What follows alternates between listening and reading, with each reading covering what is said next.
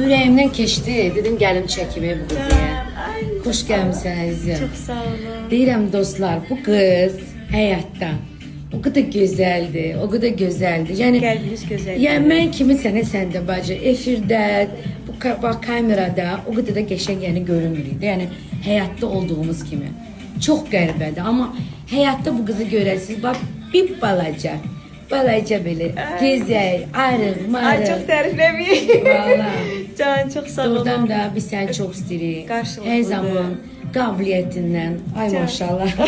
O heç də uyğun Yəni qoysunlar. danışığından, hörmətindən, Allah razı olsun. xanımlığından hər zaman seçilənsən. Bax işıq vurdular vəbşi. Gör nə gözəl. Yəni effekt zad yoxdur ya dostlar. Bax effektsiz çəkirəm. Çox sağ olun. Baxın necə gözəldir. Emil, əlin qolun var olsun. Ay Emil. Çox qəşəngdir. Allah yəni. qorusun sizi Allah də, sənə bol toylar qismət sevdiklərinizi eləsin.